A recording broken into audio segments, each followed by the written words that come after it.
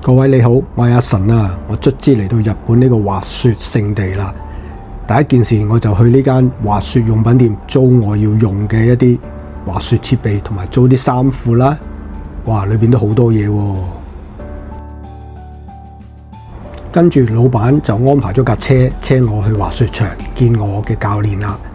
教練一見到我就將我個 Action Camera 收起咗，唔俾我一路學一路拍。所以大家睇唔到我好狼狽，有跌有撞嘅樣子啦。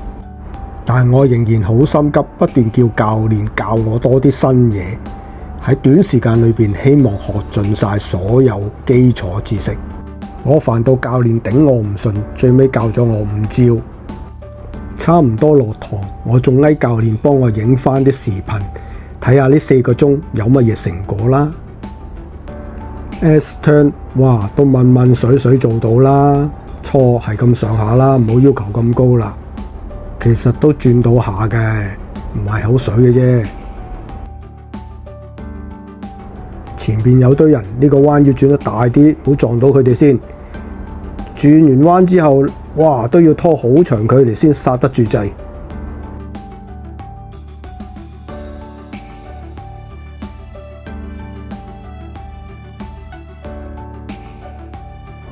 哇！呢個彎就曳啦，即刻跌落嚟。但我都跌慣啦，冇嘢嘅，再嚟。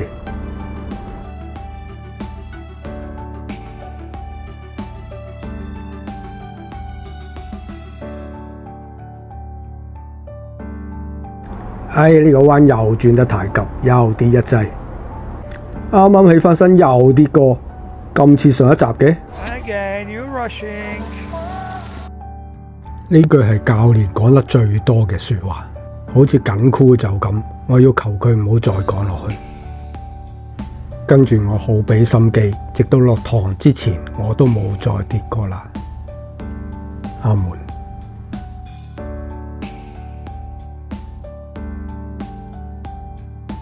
我都係太心急，教練教咗我5式，我就自學第6式，因為基本功打得唔好。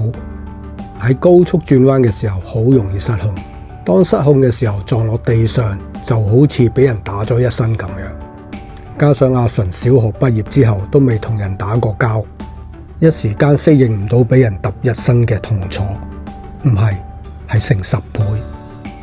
依家跌低，我唔能夠即刻爬起嚟，我要等痛楚喺我身上邊揮發晒，再想下我究竟錯咗乜嘢。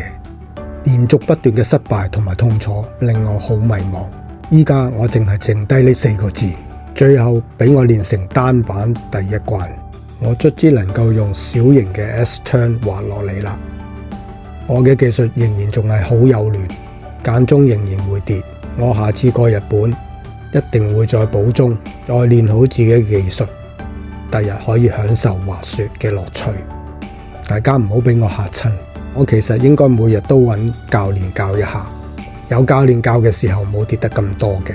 其實一路學滑雪一路自拍，的確係會影響到平衡嘅。所以阿 Sir 第1日就收咗我個 Action Camera 係啱嘅。好啦，今期到呢度，下次再見。